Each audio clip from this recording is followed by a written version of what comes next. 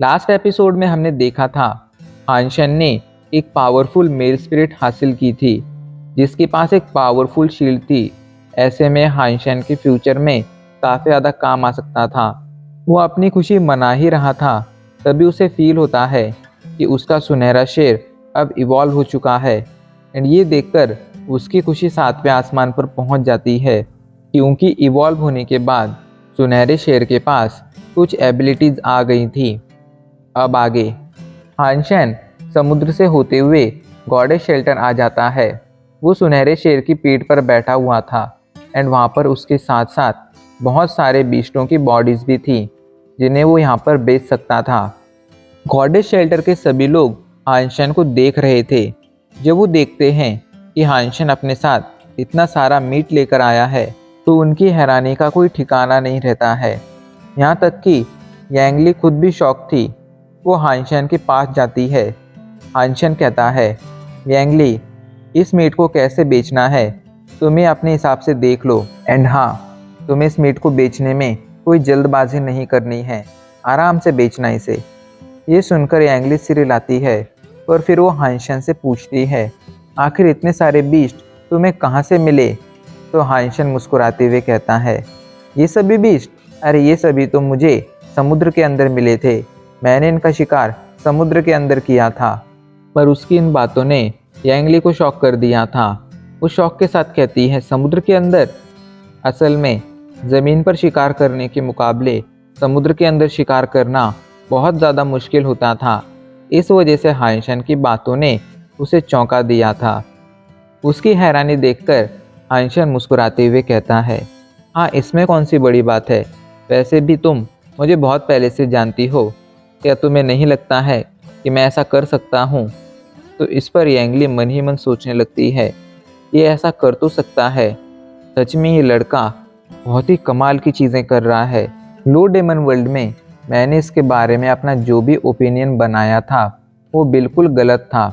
ये लड़का कमाल का है एंड ये ऐसी चीज़ें कर सकता है जो इसके अलावा कोई और नहीं कर सकता है। इधर हानशन यांगली को सभी जिम्मेदारियां सौंपकर वहाँ से सीधा डफने आ जाता है। वो एक कमरे में बैठा हुआ था एंड वहाँ पर मिस्टीरियस मंत्रा को स्टडी कर रहा था। उसे मिस्टीरियस मंत्रा का एक एक कैरेक्टर तो समझ आ रहा था, लेकिन जब हानशन उसे ऑर्गेनाइज कर कर एक सेंटेंस फॉर्म करता था तो वो सेंटेंस पूरी तरह से मीनिंगलेस होता था। इस वजह से हानशन बहुत ज़्यादा फ्रस्ट्रेट हो चुका था।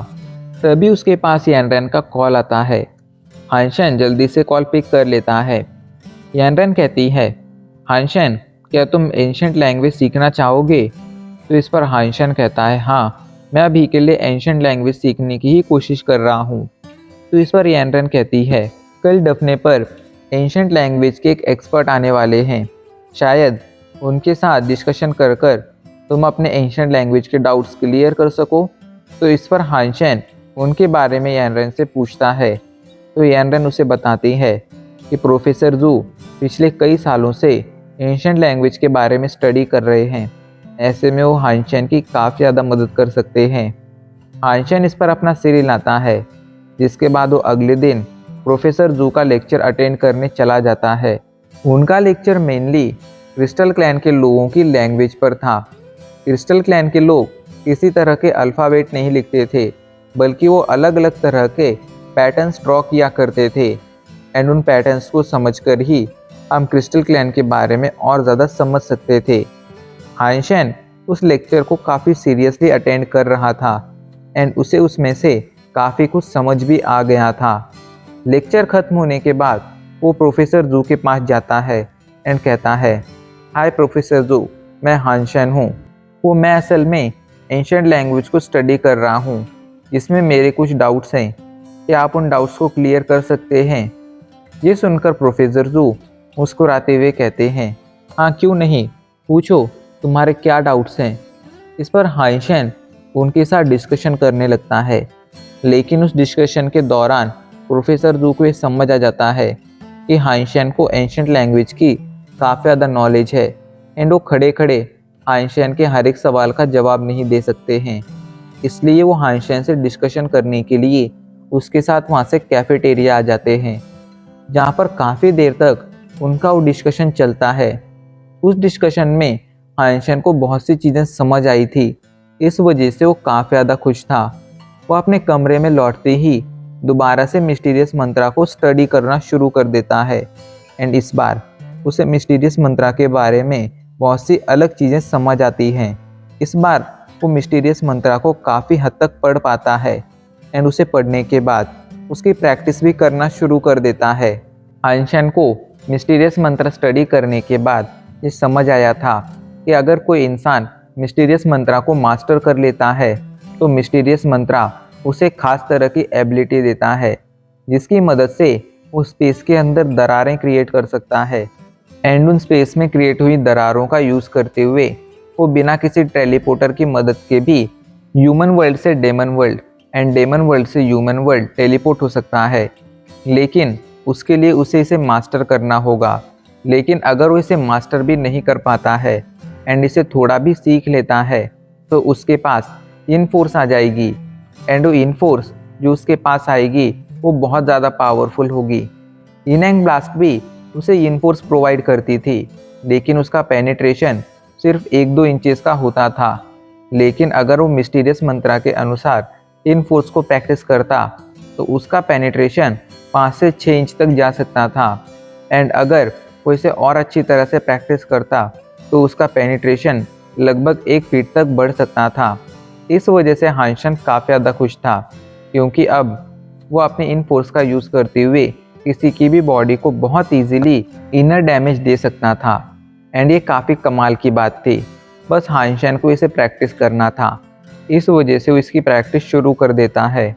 कुछ दिनों तक प्रैक्टिस करने के बाद जब हाइंशन इसमें काफ़ी ज़्यादा इम्प्रूव कर लेता है तब वो डिसाइड करता है कि पिछली बार वो जिस नेस्ट में गया था वहाँ पर अब वो दोबारा जाएगा। पिछली बार जब वो यहाँ पर आया था तब उसके पास इतनी पावर नहीं थी कि वो इस नेस्ट के गार्डियन बीस्ट को मार सके, लेकिन अब उसके पास वो पावर आ गई थी। जैसे ही हाइंशन नेस्ट के अंदर आता है वो डेमन जैसा दिखने वाला बीस्ट हाइंशन पर हमला करना शुरू कर देता है। हाइंशन भी उससे फाइट करना शुरू कर देता है। वो बीस्ट काफ़ी ज़्यादा पावरफुल था एंड हाइंशन पर लगातार हमले किए जा रहा था, लेकिन हाइंशन के पास मौजूद उसके गोल्डन आर्मर साथ ही साथ वो स्टोन टैटू बीस्टोल की वजह से उसका डिफेंस बहुत ज़्यादा इम्प्रूव हो चुका था। ऐसे में बीस्ट हाइंशन को कोई भी नुकसान नहीं पहुंचा पा रहा था। हाइंशन उससे काफ़ी देर तक फाइट करता है, जिसके बाद उसे कई सारे पंचेस मारकर बहुत ही ईजीली मार देता है। हाइंशन के सभी पंचेस में इन फोर्स थी, ऐसे में ये बीस्ट उसके 2-3 पंचों का सामना भी नहीं कर पाया था एंड मर गया था। उसके मरते ही हाइंशन की पावर स्क्रीन पर नोटिफिकेशन आता है, स्केटबेड रैंक का डेमन बीस्ट मारा गया। आपको डेमन बीस्ट की बीस्ट सोल हासिल नहीं हुई है, इसका मीट भी कंज्यूम नहीं किया जा सकता है। हाइंशन ये देखकर काफ़ी निराश हो गया था, क्योंकि इस शिकार से उसे कोई फ़ायदा नहीं हुआ था। लेकिन अच्छी बात ये थी कि नेस्ट के अंदर मौजूद अंडे से उसे एक बीस्ट सोल मिल सकती थी। हाइंशन हाल फिलहाल एक फ्लाइंग बीस्ट सोल की तलाश में था, लेकिन अगर उसे एक एड ऑन बीस्ट सोल भी मिल जाती तो वो भी हाइंशन के काफ़ी ज़्यादा काम आ सकती थी। काफ़ी देर तक आगे बढ़ने के बाद फाइनली हाइंशन उस जगह पर पहुंच गया था जहां पर वो अंडा था। हाइंशन तुरंत उस अंडे को फोड़ देता है। अंडा फूटते ही वो बीस्ट सोल हाइंशन की बॉडी के अंदर चली जाती है। एआई उस बीस्ट सोल का टाइप चेक करने लगता है एंड फाइनली कुछ ही देर बाद हाइंशन के सामने रिजल्ट आ जाता है। इस बीस्ट सोल का नाम डेथ डेमन था, जो एक स्केटबर्ड रैंक की बीस्ट सोल थी एंड ये एक फ्लाइंग बीस्ट सोल थी। ये देखकर हाइंशन बहुत ज़्यादा खुश हो गया था, उसे फ्लाइंग बीस्ट सोल मिल चुकी थी। हाइंशन तुरंत उसे बाहर बुलाता है एंड हाइंशन की पीठ पर 2 पंख आ जाते हैं। ये पंख देखने में काफ़ी ज़्यादा अमेजिंग लग रहे थे एंड हाइंशन को पूरा भरोसा था कि जब वो क्रिस्टल खिलाकर वायलेंट स्टेट में कन्वर्टेड बीस्ट सोल में बदल देगा तब इन पंखों की स्पीड इतनी ज़्यादा हो जाएगी कि एडवांस डेमन वर्ल्ड के एक सुपर बीस्ट के अलावा कोई भी उसे नहीं पकड़ पाएगा। अपनी इसी जीत के साथ हाइंशन उस नेस्ट से बाहर आ जाता है। वो बहुत ज़्यादा खुश था एंड फ्यूचर की अपनी ग्रोथ के बारे में ही सोच रहा था। वो वहाँ से सीधा स्टारविल शेल्टर आ जाता है। हाइंशन को इतने दिनों बाद फाइनली वहाँ पर देखकर लीजिंग काफ़ी ज़्यादा खुश था। उसकी खुशी का कारण जब हाइंशन उससे पूछता है तो लीजिंग बताता है कि मैंने ब्लैक गॉड और फिलिप के साथ एक एग्रीमेंट बना लिया है। आज से 2 दिनों बाद हम रॉयल स्पिरिट शेल्टर पर हमला करने जाएंगे। क्या तुम उस हमले में हमें ज्वाइन करना चाहोगे? ये सुनकर हाइंशन मुस्कुराते हुए कहता है, अगर इस शिकार को ब्लैक गॉड ज्वाइन कर रहा है तो मेरे ज्वाइन करने से थोड़ी दिक्कत हो सकती है, क्योंकि मेरे और उसके बीच में दुश्मनी है। इस पर लीजिंग कहता है, कहीं तुमने ही तो उसका अरपाइमा फिशिंग नहीं चुराया था? तो इस पर हाइंशन बस मुस्कुरा देता है, हाँ वो मैं ही था, पर तुम चिंता मत करो, हम दोनों के बीच इतनी भी दुश्मनी क्यों ना हो, मैं इस शिकार को ज़रूर ज्वाइन करूँगा। इस पर लीजिंग कहता है, ठीक है, अगर तुम शिकार को ज्वाइन करना चाहते हो तो कोई प्रॉब्लम नहीं है, लेकिन तुम्हें केयरफुल रहना चाहिए, क्योंकि अगर शिकार के दौरान ब्लैक गॉड ने तुम्हें मारने का ठान लिया तो फिर तुम्हारे लिए मुसीबतें खड़ी हो सकती हैं। इस पर हाइंशन हंसने लगता है। उसे ब्लैक गॉड का बिल्कुल भी डर नहीं था, उल्टा वो मन ही मन ये सोच रहा था कि शिकार के बाद अगर उसे मौका मिला तो ब्लैक गॉड को मारने की पूरी कोशिश करेगा। 2 दिनों बाद वो सभी साथ मिलकर रॉयल स्पिरिट शेल्टर पर हमला कर देते हैं। रॉयल स्पिरिट शेल्टर में कई सारे बीस्ट थे जो इनके हमले का जवाब दे रहे थे, लेकिन ब्लैक गॉड अपने साथियों के साथ बहुत इजीली उन सभी बीस्टों को संभाल पा रहा था। उन सभी बीस्टों में बहुत सारे स्केर्डबर्ड रैंक के बीस्ट थे, लेकिन इसके बावजूद ब्लैक गॉड उन्हें संभाल ले रहा था। हाइंशन जो दूर से ये सब देख रहा था वो सोच में पड़ जाता है। लीजिंग वेस्ट साइड से हमला कर रहा है एंड फिलिप ईस्ट साइड से हमला कर रहा है। वहाँ पर भी कई सारे स्केर्डबर्ड रैंक के बीस्ट होंगे। इसके बावजूद ब्लैक गॉड के सामने भी अभी बहुत से स्केर्डबर्ड रैंक के बीस्ट हैं। आखिर इस शेल्टर में इतने सारे स्केर्डबर्ड रैंक के बीस्ट क्यों हैं? उसे ये बात समझ नहीं आ रही थी। वहीं वो सिल्वर स्पिरिट दूर से खड़ी होकर ये सब देख रही थी एंड सभी बीस्टों को कमांड कर रही थी। ब्लैक गॉड बहुत इजीली इन बीस्टों को मारता जा रहा था एंड सिचुएशन को काफ़ी अच्छी तरह से कंट्रोल कर रहा था। ये देखकर हाइंशन समझ गया था कि भले ही ब्लैक गॉड उसका दुश्मन क्यों ना हो, लेकिन उसे भी ये बात माननी पड़ेगी कि ये बंदा सच में बहुत ज़्यादा कमाल का है। लेकिन एक दुश्मन हमेशा दुश्मन होता था एंड हाइंशन उसके कमाल के होने के बावजूद उस पर कोई दया नहीं दिखाने वाला था। वहीं ब्लैक गॉड अपने साथियों के साथ इन बीस्टों को मारता रहता है, लेकिन तभी हाइंशन नोटिस करता है इतने सारे बीस्टों को मरता देख भी उस सिल्वर स्पिरिट को कोई फर्क नहीं पड़ रहा था। उल्टा वो तो अब शेल्टर के अंदर वापस जाने लगती है। हाइंशन को ये समझ नहीं आ रहा था कि आखिर वो ऐसा क्यों कर रही है, पर तभी अचानक से वहाँ की ज़मीन कांपना शुरू कर देती है एंड अचानक से ज़मीन के अंदर से बहुत सारे बग्स आ जाते हैं जो वहाँ मौजूद ह्यूमंस एंड बीस्टों पर हमला कर कर उन्हें काटना और खाना शुरू कर देते हैं। ये सभी बीस्ट बस ऑर्डिनरी लेवल के या प्रिमिटिव रैंक के बीस्ट थे, लेकिन वो बहुत सारे थे। ऐसे में ये किसी स्केर्डबर्ड रैंक के बीस्ट को तक खतरे में डाल सकते थे। अब हाइंशन को समझ आ रहा था कि आखिर वो स्पिरिट इतनी ज़्यादा शांत क्यों थी, क्योंकि वो इन बग के बारे में जानती थी। हाइंशन को समझ नहीं आ रहा था कि आखिर अब उसे क्या करना चाहिए, पर तभी वो देखता है कि उसके पास अच्छा मौका है शेल्टर के अंदर जाने का, क्योंकि सभी ह्यूमंस अभी के लिए इन बग्स के साथ उलझे हुए हैं। यही सोचकर हाइंशन बहुत तेज़ी से इन बग्स की भीड़ के अंदर छिपते छिपाते आगे बढ़ने लगता है। उसने डिसाइड किया था कि वो इन बग्स को एज अ कवर यूज़ करेगा ताकि ब्लैक गॉड और उसके साथी हाइंशन को वहाँ पर ना देख पाएँ। वो ऐसा करने में कामयाब भी हो रहा था। काफ़ी देर तक इसी तरह आगे बढ़ते रहने के बाद हाइंशन फाइनली शेल्टर के एंट्रेंस पर पहुंच जाता है एंड जल्दी से शेल्टर के अंदर एंटर करता है। वो अभी के लिए राहत की सांस ले रहा था कि ये बग्स शेल्टर के अंदर नहीं आते हैं, वरना उसके लिए मुसीबत खड़ी हो जाती। पर वो ये भी समझ गया था कि वो रॉयल स्पिरिट भी ये बात जानती है, इस वजह से वो काफ़ी ज़्यादा शांत है।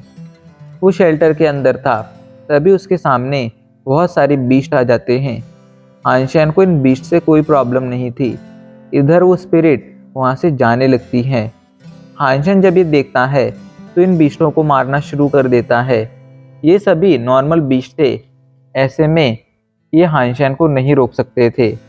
हानशैन सोच रहा था कि आखिर वहाँ पर कोई स्केटबर्ड रैंक का बीस्ट क्यों नहीं है, पर उसकी ये इच्छा कुछ ही देर में पूरी हो जाती है, क्योंकि जब वो स्पिरिट नोटिस करती है कि हानशैन बहुत इजीली उसके सभी बीस्टों को मारते जा रहा है, तो फिर वो गुस्से में आकर अपने सभी के सभी स्केटबर्ड रैंक के बीस्टों को हानशैन के पीछे लगा देती है।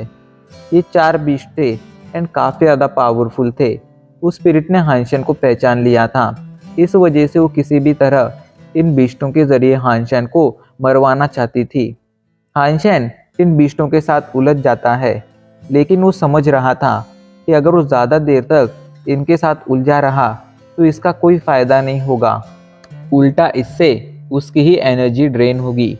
ये समझ आते ही हानशैन इन सभी बीस्टों को चकमा देते हुए आगे बढ़ने लगता है एंड कुछ ही पलों में स्पिरिट हॉल के अंदर एंटर कर जाता है।